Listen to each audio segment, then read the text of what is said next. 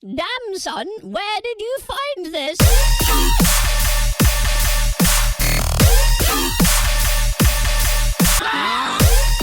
Welcome back, gamers. Oh, it's been a bitch of a week already. But here's hoping we can distract you from the horrors of reality for about an hour. Connor, how have you been, and what have you been playing lately? It's been good. Funny enough, we actually saw each other last week at a wedding. Yeah, we did. If you recall. So They don't know that, though. Now they do. There's an air of mystery, and you've broken it. Yep, I was back in California for a lovely wedding, and also getting trashed before that and during that wedding. But now I am back in the Beast Coast, and just living large here. It's finally warm over here, so naturally all of us wanted to go outside, and there were just too many of us out, and so we'll try again next weekend. But what have you been playing, man? What games? Going hard. Season 2 of World of Warcraft, obviously retail. Found a guild. We've been doing a lot of heroic raid progression, which has been a lot of fun. Obviously, doing the mythic season, and then on the other side, I found this random little, like Lovecraftian horror doctor game called Do No Harm, where literally just somebody walks in and it's like, I feel like shit, and then it just gets more sinister as it goes along. Pretty fun, really in depth, but fun to play on the side. What about you, man? What have you been playing? Yeah. Dude, you know me. I always dip back into like some old favorites, and right now it's been I've been given a lot of play into the Three Kingdoms Total War. Oh, nice. Yeah. It's just fun, man. I'm pretty I'm a big fan of the time period for the game, like the end of the Han Dynasty, the huge power grab by the warlords after. The game is fun. So it's just I have a good time with it. And dude, it's fun. I like how dive back in every few I love years, how there's those generals or warlords, whatever, and you can call each other out, and you're like, meet me in the middle, and they just 1v1. I thought that was probably the coolest addition to that game. Is that not a normal feature of Total War? No, that was very much, I think, at least, I don't know going forward, but at least for that one, I'm pretty sure was the first time they did it, because that was never a thing where you had specific warlords or generals or specialty units that you could use in that kind of way. So I thought that was probably the coolest part of that game, in my opinion. Gotcha. It really is. It's so damn fun. And just again, the time period is just perfect for it, because it really was just Emperor's gone. Everyone, fucking grab for power. And it makes for the perfect game, because you drop in, and suddenly it's everyone around you is an enemy. You're like, oh shit, okay, let's do this. But the diplomacy is really fleshed out, which is pretty impressive for a game. So I literally, a few weeks a year now, I get re-obsessed, I binge, and then, I'm good. So it's just a fun time. But we've got some news here. Connor, hit us with some news from Nintendo. Yeah, so Nintendo's done their they've had an interesting last week or so, it would feel like. They released their, their new Nintendo Direct side-by-side app called Nintendo Today, which is basically just going to beam you updates of things that you can sign up for that you're interested in, which I think is kind of cool, not having to catch Nintendo Directs. I'm not the biggest fan of that and PlayStation. Whatever, they're cool. I like to catch them later, but I'm not sure. Oh yeah, I'm watching it live, this is my thing. But the interesting thing is, not confirmed by any means, Nintendo may have used this to drop the live-action Legend of Zelda movie that is apparently in the works for March 26, 2027. So, 2 years basically from the last few days of this being recorded. So if that does end up being the thing, that's very interesting, and is a very interesting kind of shadow move from Nintendo. Oh man, I really hope that ends up being good. Because look, we Mario you can get kind of crazy and silly with, and obviously it was an animated film, but when we're doing a live action this is a major title, you can't exactly I'd be getting Christopher Nolan to fucking direct it at this point, because I'm I don't know if you can take a swing and miss on this, because a lot of the this isn't Mario where you're going to get a lot of the younger generation automatically. You've got to hit it right with Gen X and millennials in order for this to be kind of the success they need it to be. So, we'll see. Yeah, I'm very interested. I've again, very interesting viral-ish move by Nintendo. Oh, yeah. Obviously, how big was it? It took us kind of a little bit of digging to find out, but yeah, we'll see moving forward. And it gives them a good vehicle to drop updates to everyone at the same time, not have to play the game, and they can, with the Nintendo Switch 2 coming out, and they've got all these other games, it's the perfect vehicle to really deliver all that news. So good on them. And then I also see, I'm still fucking around with this Discord update. Like, right. There was a UI, and look, I think all of us kind of look at Discord updates the same. We just see the little green, download button. I'm like, there we go, click, and instantly everything kind of changed on me. It felt like a step back for me. I'm looking at it going, I see some improvements with the, like specifically around like the voice controls and things like that. I see a lot of improvement there, but everything else kind of felt a little boxy to me. I don't know. I'm still messing with it. Interesting. No, I really liked it. It was funny because I dropped in. Obviously, I had to rush home from work and get ready for my raid and all that, and I got hit with the update in between all of that and was like, oh, this is kind of nice. Like the overlay in at least World of Warcraft felt really nice and was more compact and moved to places I was a little more into. So I've been a big fan of it so far. We'll see what happens over the next few days when I, actually crack it open a little more and see kind of what we're doing. But I think it was needed. I think it does make it a little cleaner. So.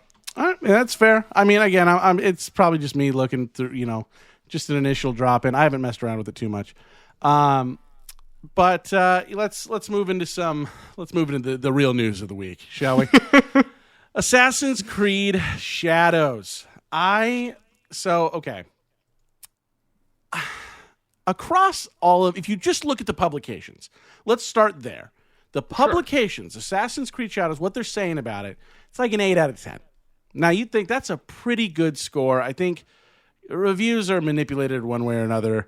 As soon as I wanted to read one of the reviews, and it was like, it's a return to form. I'm like, paid for. This is paid for. I'm with you there. Yeah.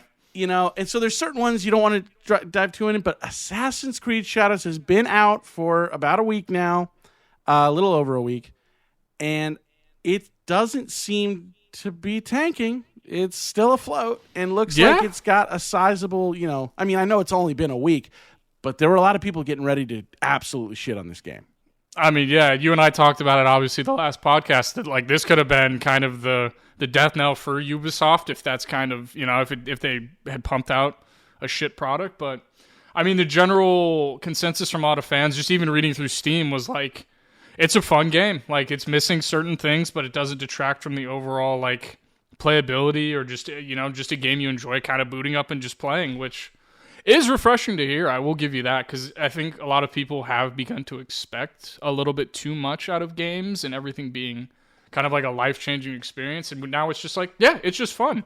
And I do like to hear that. So kudos to Ubisoft for making a good game. Good for them. And that's the thing is like, the consensus kind of like, I've been checking Reddit and looking all the comments just to kind of see, if you see these reviews again, and again, you can't look, too deep into them. So you want to get some real player reviews, and yeah, everyone seems to like it.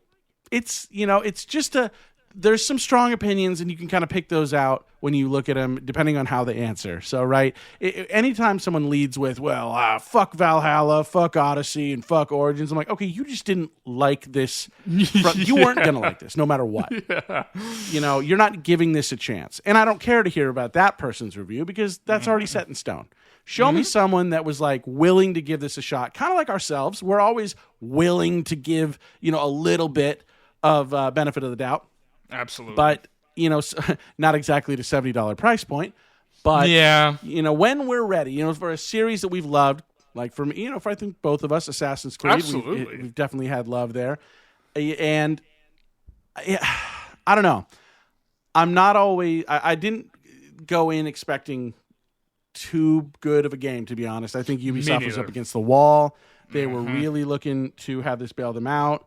They were having those moves like we talked about last episode, where they're moving the game back a month to quote optimize it, but in reality, it's like they're just distancing themselves from any other release. So it kind of gives them a little bit of a buffer. I felt like they were preparing for the worst, and that dropped my expectations a little lower. You get a company in desperation like that. Sometimes you get a home run, but more often than not, you'll get a strikeout. So I kind of went in thinking that, and everything I've seen. Now, I haven't personally played the game yet. I do want to. I definitely will be playing this game, but I've focused in on a lot of other people playing it, just kind of going in on all the gameplay and watching other reviews. And sometimes, despite a bad review that I'm watching, I'm liking what I'm seeing. And that's really good. I think that's kind of, beauty in the eye of the beholder at the end of the day, right? Yeah. And that's like, okay, so I feel like there's the bad reviews when they're given. I feel like there's a lot of those reviews on YouTube. And I don't know if they're just kind of farming some views, maybe a little clickbaity. I don't know. Yeah. But usually places that I do respect, like, for example, multiple reviews from higher profile channels like Game Ranks, Legendary Drops. They've displayed kind of an uncharacteristic lack of perspective a little bit, in my opinion. Like talking about the game missing that, quote, that special something, but failing to qualify or quantify that. Yeah. I hate that. I'm sorry. I can't. Whenever someone says, well, it's just missing something, I'm like, well, what is it? And they're like, well, I don't know. It's just I'm like, okay, that's nostalgia, what you're thinking. And it can't have that because this is a new game. I know what you want. Everyone wants the same exact feeling that they had when they played Assassin's Creed 2 for the first time. They want that feeling in a new game. And I get it, but it's not going to happen. Because I got to tell you, I've played all of these games except for Shadows. If you go and play Shadows today, or one of the most recent I played, Valhalla, it's way better than, in terms of playability, than Assassin's Creed 2. But everyone overlooks that because of story elements and things like that. And I think you're applying a certain love for the story more than looking at where we are today. And that could just be my opinion. I mean, it really just is. But I kind of felt like I really wanted them to say, hey, well, if you can not like it, that's fine with me. Just tell me exactly why. Don't hit me with, philosophy of oh, well, I don't know. It's just missing something. I don't know. Yeah, I'm rambling now, but it gets me every time. I guess to finish off, it's been more fun. I did a little bit less. I was kind of more in the crowdsourcing, just reading literally Steam reviews, and I liked seeing more of the middle of the road where it's this game isn't going to change your life, but you're not going to hate it. It's fun. You literally just pick it up, and you're going to have a good time, which has been cool. And that's been a lot more of the consensus that I've seen over Steam, which is impressive because, especially a game of this caliber from a company that is more often than not hated or strongly disliked, not just getting these massive review bombs where it's bullshit game, bullshit, sucks, bad, you be bad. And it's just it's nice to just see a game where it's just I picked it up. I ended up having a good time. It didn't change my life. It wasn't, this or that. It's just fun. So yeah, and for everything I just said and all the ranting I did, like I mentioned earlier, just looking in the Reddit comments, everyone seems to be having a good time. And that's all I'm here for. So I'm glad the game is performing well. I hope it continues to perform well. And Ubisoft got exactly what they wanted because Tencent announced a 25% stake in Ubisoft in general, and taking a controlling, not a controlling ownership, but controlling they're the ones in charge of Assassin's Creed. What was it? My goodness, Siege. Oh wow! Okay. And there was one more. It's gonna bother me if I don't look it up. There it is. Far Cry. So interesting. They wanted focus, focus control over those game brands. So with those three, Assassin's Creed, Far Cry, and Rainbow Six, they essentially are going to be creative control is there. They're going to be deciding the future of the game. And I think the funny thing is everyone's kind of down for that. Even as Tencent is just another big gaming company and they've made questionable decisions, everyone's still kind of down because Ubisoft has just given all of us nothing to work with for so many years that it's kind of time. I think even with Tencent acquiring it, it's like, hell, if they can do it, all power to them. I mean, yeah, Far Cry's been on the downhill for, I think, pretty much since Far Cry 3, let's be real. Siege, I mean, it's a competitive thing, so Tencent, at least having control over something like League of Legends, they can at least find a way to at least that's their pump niche. it up. And yeah, definitely. So, yeah, we'll see. Yeah. Overall, it's exactly what Ubisoft wanted. They wanted that investment. I think it was like $1 billion. It's crazy.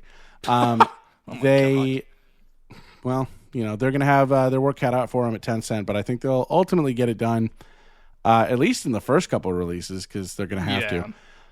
But, and I do want to say this one thing to all of you listening. This is just a good old-fashioned public service announcement. I think we've got to be done with complaining about microtransactions in single player in these games, particularly single player games. I get it, guys. They're there. They're annoying. You know they're going to be there. You know it's a joyless cash grab, but everyone keeps spending money on them. It's never going away. Don't bitch to Ubisoft or EA about microtransactions. Bitch to each other. Stop spending money on these things. Now, if it wasn't profitable, they wouldn't offer them. And I say that as someone like an episode ago. Yes, I have spent plenty of money on these live service games. So I'm not, I know I'm on one side of the coin here, but it's not like I love them. I don't. But the uncomfortable truth is that microtransactions could have been like a one and done feature 10 years ago. 100%. But these games made so much money with them that they've become a must have. Developers can't afford to just not include some of them. Some can create a great game and that's it. I don't want to put that stamp out there. But these higher end developers, they know we're going to spend money on it. So let's just leave money on the table. And you put in a good enough skin, you put in a good enough whatever, someone's going to be interested. It's just the way it goes. So yeah, but I am with you. It's annoying as shit, but they're there. If the vast majority is just like, fuck it, whatever, we're not going to spend money on it, and that dwarfs the amount that they could be making, Exactly. Yeah, then we'll get some level of progress, which, I think we all would enjoy. Yeah. But okay, look. It's all fine. And, but I'd rather, personally, I've me, guys. I have my 3-finger pour in front of me. I've had a good old rip of the John F. Kennedy. Straight to the head of that. The man himself could probably a shot to the head. The man himself could. And oh boy, here we go. Okay. Can I hit this? Can I hit this one with the first? I don't know where this is going. This isn't even monetized, but can I say this is demonetized just off of that? Oh yeah, this is. I've always wanted to say that. No. I'm leaving this in. There's no editing here. I'm having a good time, and I just want to talk about something fun, something near and dear to our hearts. This is the episode that Connor and I have been waiting for.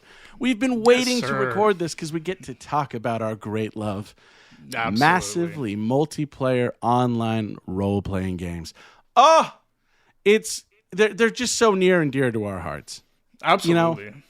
I mean, I think, on top of all of our, in real life, growing up together scenarios, having games, even just when we both lived in the same state, went to the same schools, what have you, we're still just a very important part of what made and what continues to make our friendship so deep and fun and keeps us doing stuff like this. This is part of the reason why we're doing this, because we played these games together and we, fell in love with there is no podcast if we don't play all of the MMOs that we're going to be talking about today. Yeah, because absolutely. It was the most formative part of at least I know my gaming experience as a whole. I still chase the dragon on that feeling.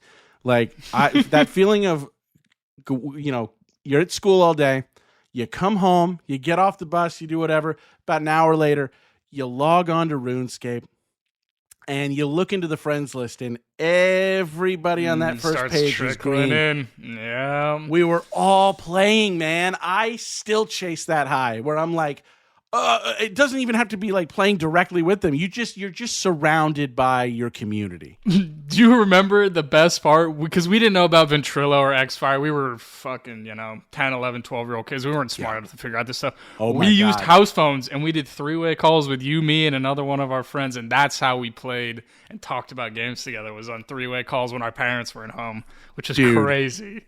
I remember dialing you both, you and Benin, and like just trying to line up the phones in such a way that everyone could hear each other. Yeah, man.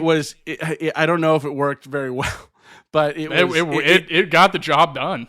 Yeah, we got the job done in that. And I also remember a vivid memory of being like, I was grounded for some reason, and I would download and then uninstall the game. Like, I would download the game while my parents were out. And then uninstall it before I knew they were coming home. Yeah. To make it look like, nope, never even touched it,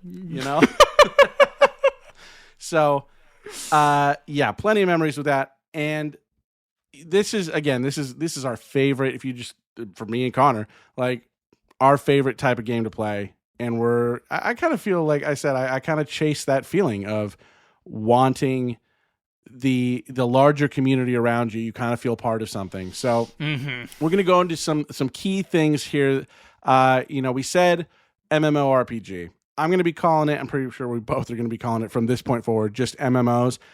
That being said, we understand that MMORPGs are not the only massively multiplayer online games. Correct. That is a much larger umbrella. And we did have a few debates on what games to include, for this, particular episode. So understand that we know, we're well aware, much larger umbrella of massive multiplayer online games above the MMORPG subsection. But for the purposes of this episode, when we refer to MMOs, just understand it's RPGs that we're talking about. Yeah, that subsection. Exactly. So that being said, we should talk about like what the hell is an MMORPG. And so just to get into it, it's a role-playing game. You make a character of some kind, you are in a world of some kind, and you're playing in it. That's the role-playing part of it. You're playing a role within the game. Mm-hmm. Now add in the fact that everybody around you, for the most part, it's all players. They're all around you in the same world. It's not instanced. It's not just a single player game. You are playing with potentially, tens to hundreds of thousands of players in the same world as you. So that's the massive part of it. Now, the very first, I think if we want to go look at just kind of where this, game genre kind of, came out of, 91, the very first graphical MMORPG got released, and that's Neverwinter Nights. So that is in 91, not the BioWare game in the 2010s. Yeah, exactly. It's in 91. By the way, when I was looking this game up, I about lost my mind. The game originally cost $6 an hour to play. That's insane. That's so crazy to think about. I mean, my parents were balking at $15 a month for World of Warcraft, so I don't know how. Luckily, we weren't in that dilemma because that would have never happened. Imagine. And this is 91. Yeah, I mean $6. So $6 an hour. You play, 7 hours a day. That's $42 a day. $6 an hour. I had to basically beg for $5 for a 1 month of RuneScape membership. Yeah, and that was in August. Oh man, I would have never gotten anywhere near Neverwinter Nights. Are you kidding me? Yeah, hell no. But from 91 to 97, it was kind of the king. It was on AOL, which is another throwback. But it ruled the landscape for a while, and then you started to see a lot more of the RPG start to pop up. So you had the Realm Online, Ultima Online, Anarchy, which is still running. One of the longest surviving MMOs, in just ever. And then Phantasy Star Online, which has had multiple iterations and kind of changes, but it inched in closer and closer into what I'm going to call the golden era. And that starts, the very beginning of that golden era starts with EverQuest. EverQuest is the game changer in all of this. So when you think, for just a casual listener, if you're thinking of a classic, almost generic MMO, MMORPG, you're thinking of EverQuest. A lot of people will say, well, what about World of Warcraft? That we're going to get into that. Don't you worry. Yeah, definitely. But EverQuest is truly like the beginning of a huge era where you're in this gigantic world. You're doing a ton of quests. You're just in it to win it. And it's a fun game. And it had millions of players, for the longest time. And still today, we're talking about a game that was released in 1999, still going today, 31 expansions. That's insane. And that's crazy to think about. It's still got around 11,000 players a day. I mean, hey, that's pretty cool. I mean, you and I, unfortunately, realistically missed the boat on that. We did. I can't say I ever dipped my foot into EverQuest. I think you and I and some of our other friends had talked about it when we were on our great crusades trying to figure out what was the next MMO that we needed to scratch the itch, My neighbor played, but that was about it. I had watched him play. Looked very fun. Looked very similar to when I watch you guys or your raids and stuff. Yeah. So it really kind of stoked the fire with what will become the golden era, kind of starting there. Yeah, and that leads us immediately. I mean, we're talking you know what? I don't even want to get into. I was going to go right into WoW, but I think there are some others that we got to hit because, if you look at RuneScape, what was that? 03, 04? Or is that 2002? Something like that? Might have been. I remember us being in 6th or 7th grade when we started playing, but I think we were already late to the game at that. 2001, it got released, and but now mind you, that was RuneScape 1, because when people think like of the game RuneScape, they're thinking of RuneScape 2. Yeah, or OSRS, right? Well, RuneScape. But it truly is like RuneScape 2 is the one where like what's called, classic RuneScape or old school RuneScape. That's RuneScape 2. Because what's running today is RuneScape 3. Everyone got ported over. Everyone was pissed about it, and they brought back old school RuneScape, which is the second iteration. Very fun game.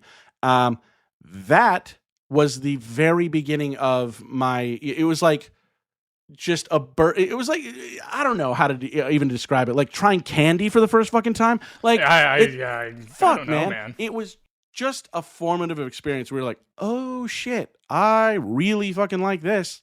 Yeah, I mean, it was fun to have that, like, I don't know, I guess to an extent, having this character, and this was obviously extremely pixelated. Your character really doesn't have a face, like, but you're getting these quests and you're talking back and forth. Yeah, but it was fun to sit there for 8 hours during the summer and I'm chopping wood and leveling fire and fishing on the side, We obviously.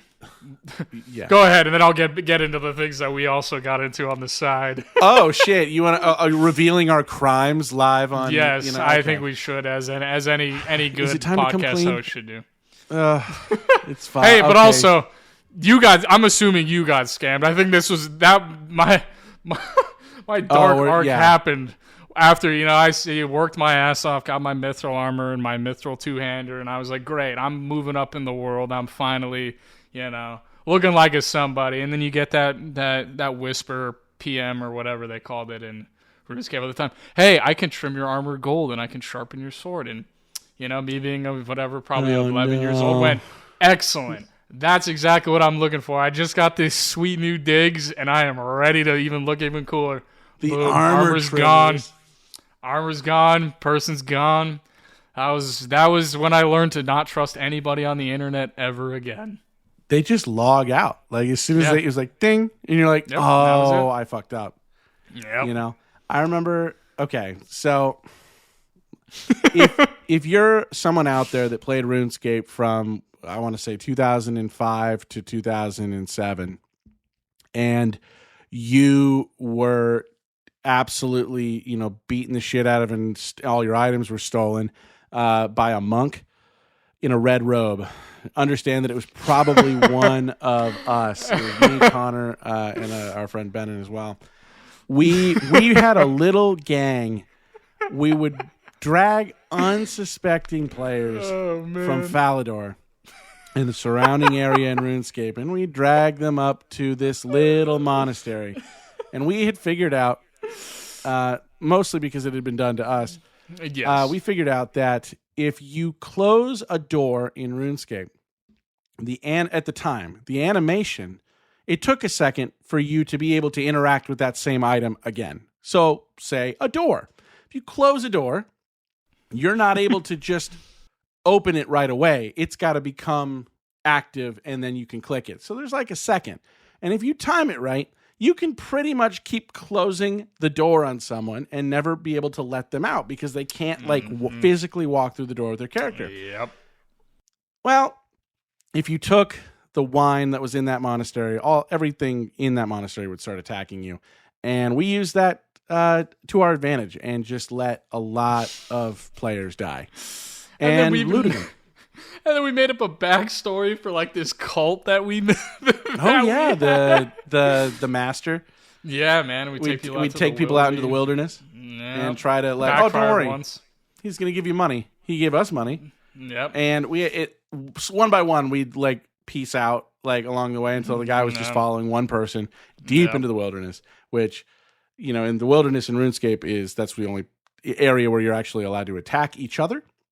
So the attacks would begin, and then we'd, slowly the guy would try to run out. We'd catch him one by one.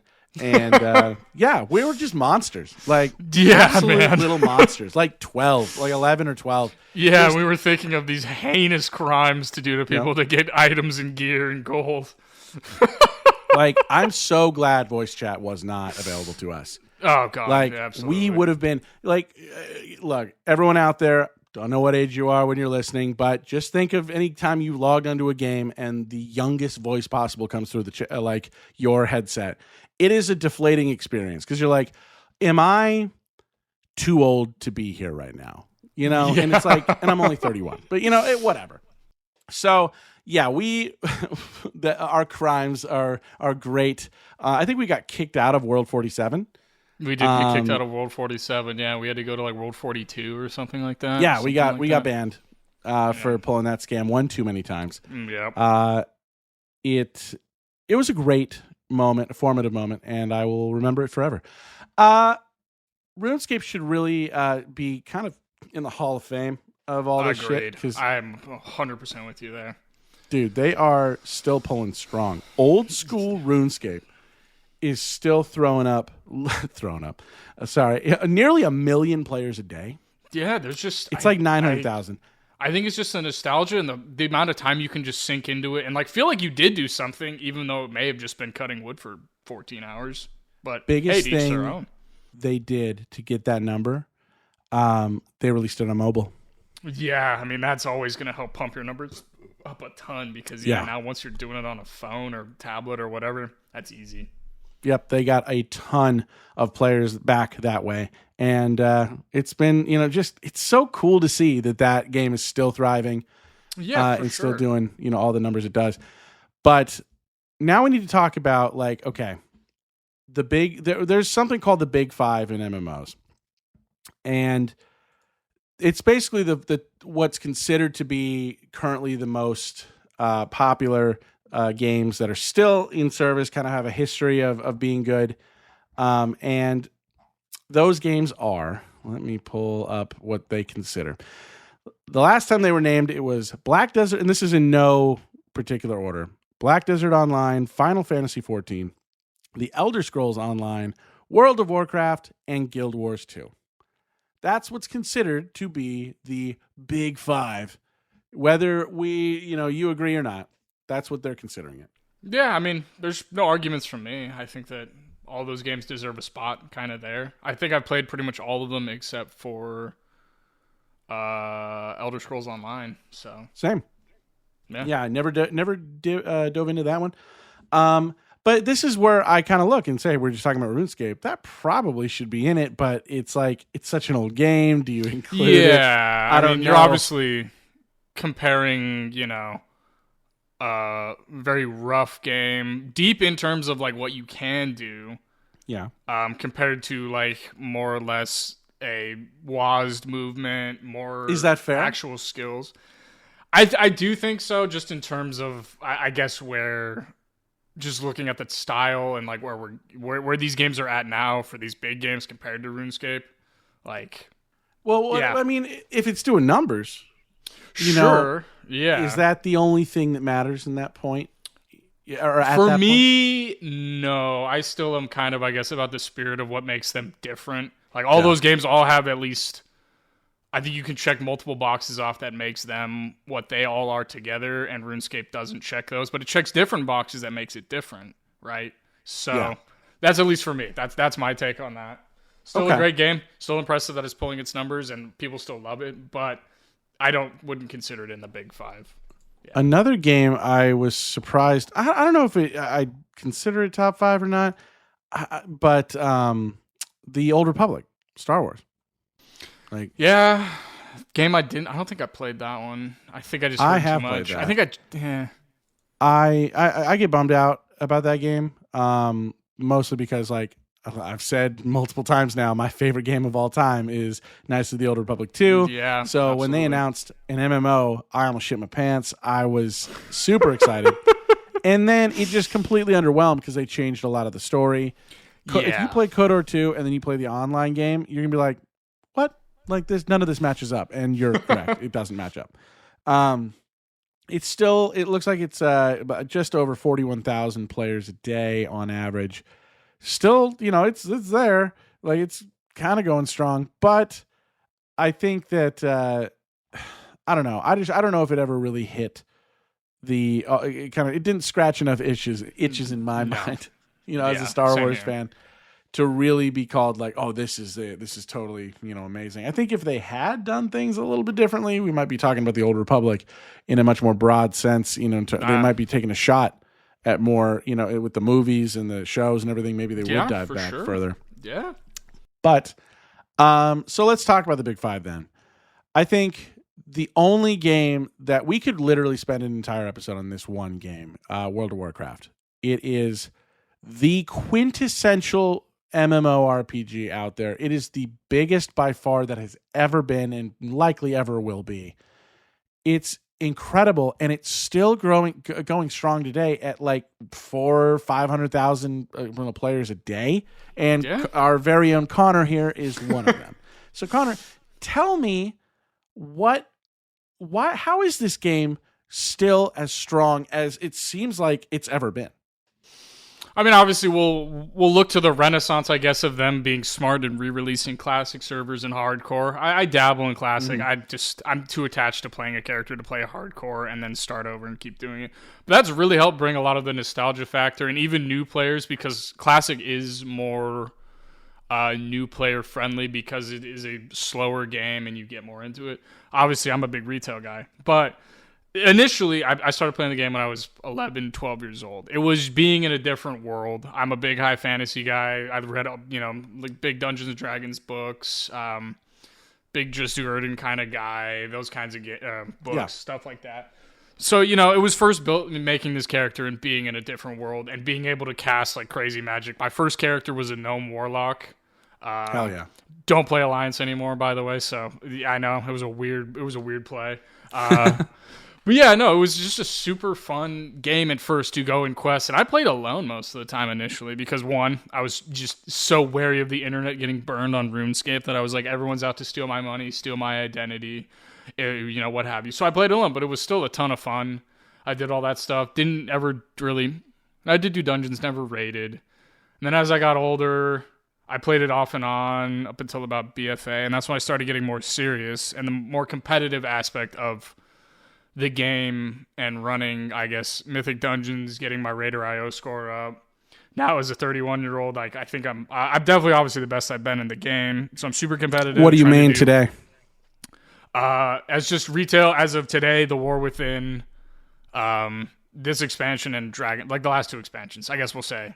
That's when I really started to take off and get really serious about it. Just being competitive and trying to be the best at whatever spec I decide to main.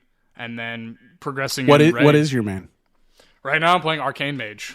So Arcane Mage. Okay. yeah, I was playing Warlock, got a little bit tired, especially all my other friends playing melee DPS, and I was getting my ass beat by mechanics that were only made for range characters.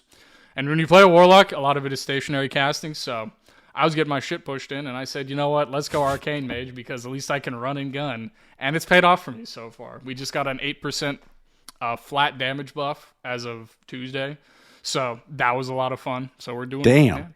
Yeah. So it's been fun. Now, look, I'm someone that I haven't spent, like, I have a passing knowledge, like just a very casual knowledge of World of Warcraft. How many, like, are there expansions coming out all the time? Is it like, has there been, like, to me, if I'm understanding correctly, like, there hasn't been like a major graphics update in quite a while, right? No, I think there was BFA or Shadowlands. Don't quote me on that, but that's when they started going into what year are we talking? Shadowlands looks like 2020. Yeah, so BFA was 2016, I think. Can you walk me through this as someone who's just kind of looking at this for the first time? I see a level cap at 120, and then I see a level cap at 80. So it looks like 2018 they switched something. Yeah, so they do that periodically. I think that was kind of their way of just like not doing, letting progression go, and then damage gets too high to where they're like, well, now you're gonna have bosses that have like 200 billion health, and that's just kind of ridiculous. So they do every so often do a level squish back down to like, I think they reset it from like 120 to 70. So you're at 60 and you just level back up. It's kind of. I love that the gaming world can kind of mirror our own. Inflation got a little high. Had to rein that back in. It's crazy. We're getting there right now because I think we're at 80 as of the War Within. So it's just like, oh, it was cool. You know, first season of Dragonflight. You're like, oh, I'm doing like 300k DPS. That's pretty sick. And now it's like, oh, I'm doing like 2 million DPS. That's not that good. You're like, oh, okay. I think it speaks to Blizzard's like connection with the players and kind of the dominant position they've been in for so long that they can do something as kind of drastic as that, taking a level cap from 120 and cutting it in half to 60 and slowly raising it back up again. Yeah. There's a lot of players I can't imagine that sat well with, but it doesn't seem to have touched their popularity, their player numbers, anything. No. I think at first it was super weird because unfortunately I missed that because I was on the back end with BFA because I think BFA was 120. Mm-hmm. And then I went to I didn't play Shadowlands. I was just I got bored of BFA really quickly and then didn't play Shadowlands. Luckily, I was talking about it to some other friends. I do kind of wish I played Shadowlands during COVID because it would have been a lot more, it would just been fun to get back into it. But whatever, you get back into it when you get back into it. But yeah, what's the late game look like for World of Warcraft? If we're talking end game, because I understand that there's like, you can play it, there's like a story and things like that. Absolutely. Again, I'm someone who hasn't spent more than a half hour in the game myself. It was, like I said, I couldn't get $5 for a month of RuneScape, much less $15 a month to play WoW. It just wasn't going to happen. So I missed the boat. I made up for it in other games. But what does that end game look like? So to some people, obviously, it will get very repetitive very fast. It depends on how interested and how involved you want to be in the game. Like, do you want to be a part of a guild or a community? But the main thing that I do like to do with some of our other friends who inhabit our other discords, we do a lot of mythic dungeons, and part of that is it's on a scaling difficulty level. You can start at 0, but technically you start at a +2, and you can go up. Technically there's not a cap, but there is in terms of difficulty, the cap you'll hit. I think it's 17 right now, 17, 18. Which is insanely hard. I'm around 10 to 12. That's kind of what I like. I'm hitting at least right now for these difficulties. And then obviously raids. So you start normal, heroic, which is for a pretty involved kind of player. You do have to know a lot about not only your class and other people's classes, but their extra mechanics. And then mythic dungeons, which is just the best of the best. Super hard. The average person maybe gets lucky and kills 1 or 2 mythic bosses. If you want to do the whole thing, you have to be in a very cream of the crop kind of guild, which is So I'm sitting about heroic. I'm in a pretty solid guild right now. We just hit the 4th boss of heroic. We're moving a little slow, but I think we'll start picking up some steam as this next week rolls around and we keep getting gear. So that's more or less what I look forward to. And then, towards the end of the season, if you're not like a huge fan of the game, you do kind of die off and move to other stuff. Sure. That's the nature of the beast. But gotcha. Because I'm a Guild Wars 2 player, which it's technically one of that big five, right? It's got about 200,000, or sorry, what is it? Oh no, I was right. 200,000 players a day. So we're looking at, if you just look at the what'd you call it, World of Warcraft retail, is like retail. Okay. There's the current expand. Yeah. Okay. So if you just look at War Within compared to Guild Wars 2, Guild Wars 2 is about half that number, a little less than half. Still a significant amount number of players, and it's great because these games could not be more different in terms of late game, but the format is similar, right? Yeah, it's a classic MMORPG. You've got a character, you've got all these skills.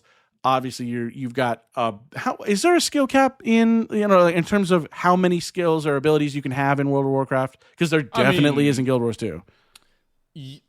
Technically, no. I think I know for sure there's your first row of skills is 12. You can add, I think you can up to 5 bars. So you could have like 70 skills or something crazy like that. So you don't have 70 skills overall, but you have a cast bar where if so facto you wanted to, you could have 70 buttons to push. Yeah, and that is going to be, very different from me in Guild Wars playing with 10 skills total for just your main skill bar. There are others. There can be up to like 20 or 25 if you include like sub skills that are within, abilities. But for the most part, you're playing with 10 abilities that are decided. The first 5 are decided by your weapon.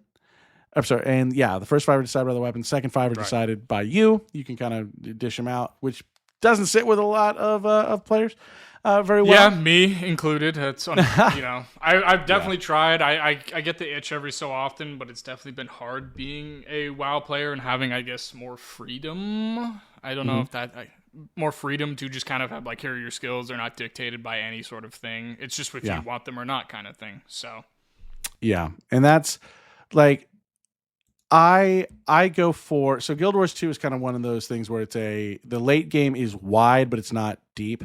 There are a ton of things to do. But if you just focus in on any one of them, like you can pretty much, you're not sitting there, just doing fractals or just doing, I guess you can, but there are a lot of options with Guild Wars 2. Whereas there aren't a lot of options with WoW, but it's deep as hell. Correct. Yes. Yeah. So there's nothing shallow about it, but not a ton of options you can do in late game. Just kind of about me playing Guild Wars. I play fractals for the most part, which again, it's not the only thing I do, but it is very fun. And if you don't know what fractals are, it's basically mini dungeons. You can go through. There's 100 of the missions, each individual, mini dungeon, which they have their own story, their own environment, their own, little, mini mission. You kind of go through. Again, it's a miniature dungeon. 100 missions, tiers are 1 through 4. Start out, first 25 are initiate, adept, expert, master. They kind of get going. And they all it's like the best way to farm gold in the game, best way to farm higher tier items, which was great news for me because I had been absolutely destroying myself trying to gain crafting experience in that game. And if there are any Guild Wars, players listening, they're laughing at me right now because I spent so much time on something that was easily done just by, playing fractals. But in terms of the other big 5, I haven't played Elder Scrolls Online. I did dive into a little bit of Black Desert Online and Final Fantasy 14, both of which are going very strong still. Yeah. And I kind of look at, I kind of felt, and you and I have talked about this individually before, but there was kind of like a nostalgia for the old days and kind of feeling like, I don't know if MMORPGs are going to last. I think it's going to die off. Yeah. And we're going to see a drop off. And because a lot of the games have shifted, right? It's gone from MMOs were dominant for a while. Then you've got battle royales that kind of stole everyone's attention for a good decade, even still to this day. And it always keeps evolving. We want that. We do want the evolution. But I tend to think, like, will it ever come back around? Is there anything cooking? I mean, there's got to be, right? With all this investment, I know for sure Guild Wars 3, they accidentally announced that on a live stream. That's so funny. I'm excited for that. I really, really hope that they can move this game, I guess, more into the current like feel. Keep their Guild Wars vibe, but make it a little more, I guess, up to date. It does feel just dated for me in a weird way, I guess. No, you're right. I can see what you're saying. Again, they don't really, especially Guild Wars 2 doesn't really tell you like what to do in the game. Yeah. And so you have the option to do a lot of things, but you don't really realize you're walking around an empty world thinking, "Is this it?" And then you find the area where all the players are, and you're like, "Oh shit, okay."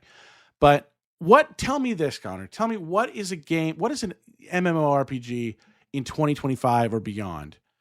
What does that have to have for you to go, this is it. This is what I'm going to be sinking my time into. Is it in terms of, and I'm talking about not just good story, good character. I want to see, I'll start it off. Let me give you something. Yeah, absolutely. What I really, really, really enjoyed, one of the main pieces of Baldur's Gate 3 that I enjoyed was that character creator. So you want a very in-depth character creator? I do. I do want an in-depth character creator, and I'll tell you why. I've never felt more immersion. That's my thing for these games. I'm looking for it.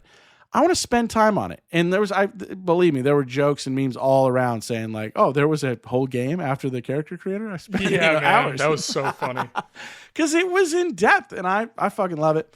Yeah. Give me something like that allows me. And again, there's some graphical limitations. I'm not saying it's got to be insane looking, like a AAA title. No. Yeah.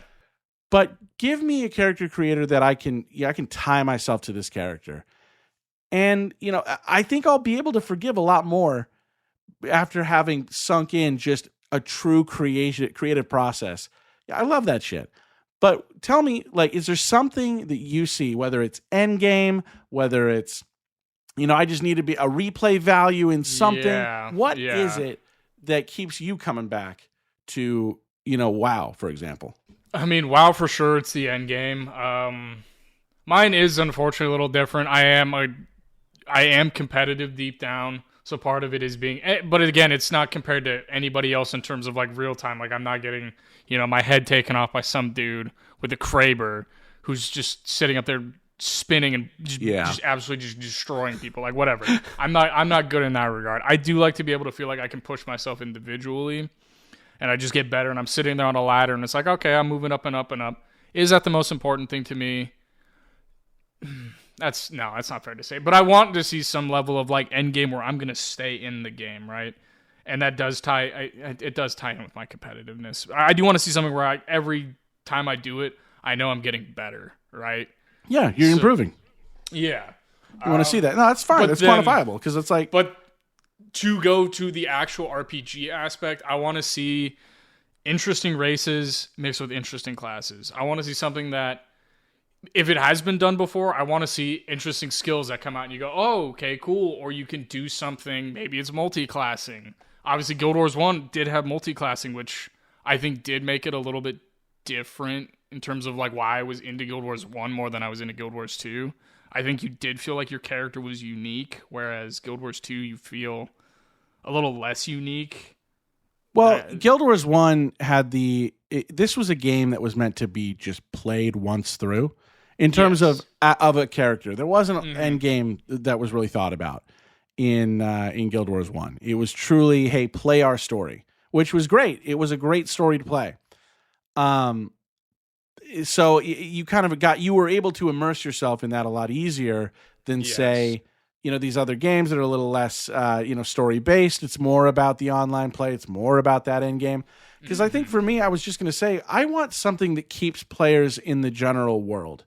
That's what I'm not sure if I can quantify that quite, because I really thought that New World was going to have that. being kind of a 3D RuneScape is Sure. what I that's what sold me on it, was like looking at all the skills, looking at, needing wood, you got to go chop a tree, needing stone, you got to go mine it, whatever. All of the skills kind of coming together for me. I really expected to feel like, okay, this is going to have, like, I'm going to have a bunch of players around me. It's going to be nice, because there's nothing worse for me, even as a Guild Wars 2 player, going out into the overworld, the general, world, and it being empty. Yeah. Even though I know there are thousands of players on my server. Where are they? They're all around the fractals. They're all around all the dungeons. They're around, the Lion's Arch and all the main areas. But they're not in really the overworld for much of anything, unless you're farming hero points or trying to get, individual, the story done. Right. And that kind of bums me out, seeing all of this work put into the world and then being like, damn. So when I think of a game, if you're going to wrap me in and really get me to sink some hours, I think it's got to be something where I can be, there's got to be players around me doing this shit, Yeah. I don't want to feel alone playing it. It's an MMO for a reason. I completely agree with you. It is weird to be in like this like super cool. We're talking about MMORPGs, so typically fantasy world. Tyler and I are both more or less like big fantasy guys. That's what we enjoy. So yeah, you want to be like seeing like world, but do you like kind of like you're a builder, you build your own spot, like you have your house kind of thing? Is that what you want, or do you just like feeling like there's quests and the world is kind of alive around you and you're just one person in it, right? That for sure. I don't really, the house building and stuff. Sure. Okay. I mean, if it's a feature, maybe more is great. I'm fine with having more shit to do. Okay. It doesn't even have to be for me, as long as it's fun and whatever, and other people want to take a swing at it, great. But I really do just want to have the world alive around me. Okay. Like I really do. It's what I felt when I played RuneScape, originally, man. And just you have to do quests. Well, everyone's doing them. They're all around you, and that's kind of it. Really felt more just fun. Just to have a bunch of people around you doing the same shit. It's just... Yeah. I think that's... I don't know. Maybe I'm not explaining it that well, but it's just... No, you're go ahead, finish it. I got you. That's what I need, man. I just need the immersion of having everyone around. We're all playing a fun game, because I know these players are there, but we're all clustered in these few areas. Yes. And again, when it comes to end game, late game, that's going to happen, and I don't want to shit on that, but... Sure. It can feel like most of the space in the world is pretty empty when you finally have one of these games. It's been around long enough that everyone's in the end game. Yeah, no, I'm with you. I think that's initially what MMOs truly were made for, was to build a sense of community, right? That's fun. And luckily, I'm going to circle back again to being in a guild that's actually like organized and has like events going on. It's like, it's nice. You feel like you log on and it's like, okay, somebody's there. I can go do stuff with people, right? And it's not just like, oh, well, I'm going to log on and what I do kind of get into every so often is sitting in the main city and running around in circles around something. And just because I'm there and I'm talking to people and I'm not really doing anything, because I'm like, well, I want to be in the game, but I don't feel like I'm doing anything. But I don't feel like there's anything for me to be like done, because it's all by myself, and that's not fun. Like, it's cool sitting there like at the end of...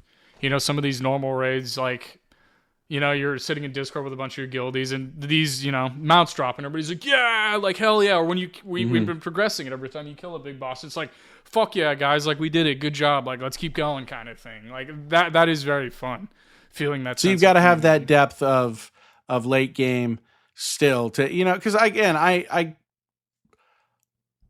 look around and just, you're just one of many friends that I've got that are in raids, weekly, are in guilds, always doing something.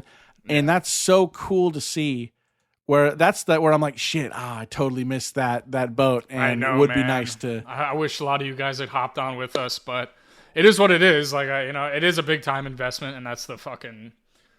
The bugaboo of it. But what do you At least they haven't raised the price ever. Good on them. Talk about picking a price point and sticking with it. $15 a month hasn't changed since 2004. Yeah, man. I remember that being the big, like, the big sticking point was just like, well, why the fuck would I pay $15 a month? And now it's like $15 a month in this economy. Who gives a shit? Well, I mean, case in point, Guild Wars was a one-time purchase. It was like $50, and now it's just free, and people are still, it's like WoW still hasn't really wavered that much in overall subscriptions. That's loyalty. That's a game that has just kept its player base in a way that no other game has replicated. Yeah. So, I mean, I guess looking forward, do you think that MMOs are going to continue to be a big staple of this giant umbrella of video games that we're in, right? Obviously, Souls likes to become very popular. Yep. BRs, arena shooters, stuff like that, extremely popular. Do you think that MMOs will still have will still have a big piece of the pie like they do, right? I think they're only going to get stronger. I think that we're in for, if the rumors are true. I mean, one, the World of Warcraft is always going to keep going, so there's no sign of them slowing down. I mean, you got the rumors of Guild Wars 3, that got leaked and that they're working on. And then you the continued success of Final Fantasy 14 and Black Desert Online, like even the Old Republic, and definitely RuneScape. Like, these are games that are heavy hitters, and games also that kind of fall into a similar realm, albeit maybe adjacent, Path of Exile. Both games, 1 and 2. You've got Star Citizen. There's a shit ton. Star Citizen. There's a ton, and I think we're looking at a period where these games continue to perform in such a way that no one's just going to overlook that for long. Right. Like, it's an investment that it's tough, because like, even, Amazon fucked up with New World's only got like 40,000 players a day now. They're way down from their height. Yeah. It's actively falling, but you can make mistakes there, but I think that these companies, as they further consolidate, unfortunately, I think they're going to take more of a swing, because Blizzard's just had the A+ model for years. It's the backbone of their business. They know they've got that money rolling in every single month, every single year. Like, it doesn't matter. They're going to get that subscription money, and that's millions of players paying $15 a month for a game that they love, for a game that is, in terms of graphics or heavy work, very minimal now compared to technology that we have. They can update things. That was the biggest problem, by the way. Sorry, we're talking a lot about WoW and Guild Wars, right? But this is our wheelhouse. Yeah, this is our wheelhouse. So I think that I would rather us talk about something we know than try to make like guesses. Yeah, take Elder Scrolls, shot in the dark. Elder Scrolls Online, which neither of us played, so I can't tell you what their problems are. Yeah, exactly. So, but the main thing is Guild Wars 2, very, very tough to edit, is what I've read. Yes. Very tough to make edits to a lot of the game in general. So they've always had to kind of stay where they're at. World of Warcraft, very easy to edit, because it's an older, much older graphics. They don't have to improve things. It's like the art style just is what it is at this point. Yeah, man. And no one complains. And it's awesome.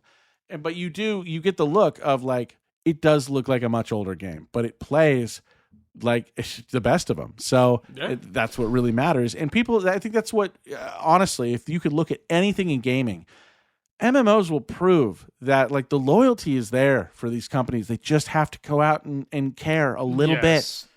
Care about your players, give them what they want to see. And it's not always AAA graphics, guys.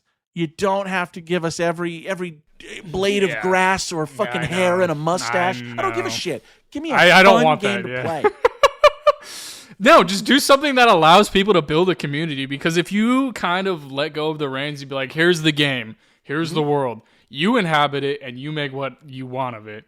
The community of people will always be like, God, because I want to be here. I want to play this game. I want to play with my friends. We want to ride off into the sunset, go kill a dragon, or, find this treasure chest, or find this obscure mount that takes, 4 people and 6 months worth of time to play, but we did it together, and we will always have this achievement together, kind of thing. I think that's pretty pure and beautiful in terms of, like, gaming, right?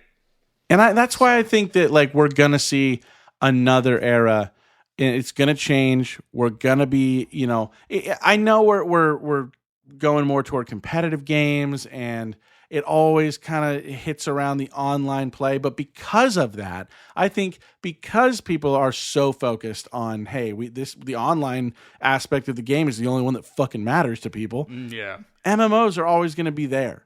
So I genuinely think that we're headed for, just the continued popularity of these games, and nothing's wavering at all.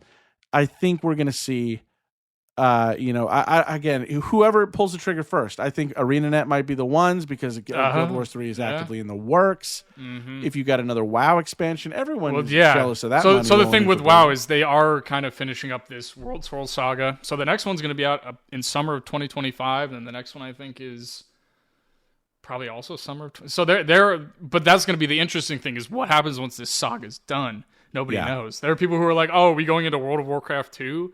And then also Riot's been in talks of making their own MMO. Oh my God. Their whole thing obviously is now we want to crush Blizzard. That is like if it even comes out, if it gets off the ground. But that's going to be their thing is Riot trying to crush, yeah. Come on, Riot. Like really? Like okay, I'll believe it when I see it. I will too. And I know, but, I have no doubt in my mind that it's being worked on. I have no doubt. But there's been so much talk about it. I forgot. I genuinely forgot about it. That's how long it's been. And I kind of thought, I'm like, look, Riot's built quite the world for themselves with League of Legends and everything. Like, it's very lore heavy. They can do it. I don't doubt that. I doubt the, getting everything off the ground part of it. This is a very big undertaking. And to take down, trying to be a WoW killer, no fucking way.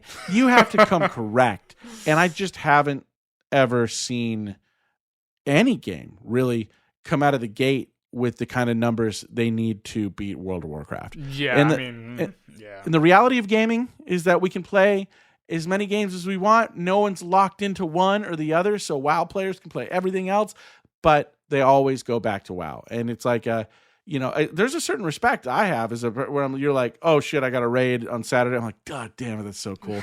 Like it's awesome to be part of something like that. And I have an active guild in Guild Wars as well. So it's like I seeing all the events that we post and I can just join in and drop into. Yeah, man. It's awesome. So I think the future is there for gaming, and it's tough to say without like a bunch of insider information and knowing kind of where we're heading. But I think the technology is only going to help us out. The technology that's coming, and that's not. And if you think AI, no, I'm not talking about AI at all, because what we know is what is being pushed as AI is simply not. So.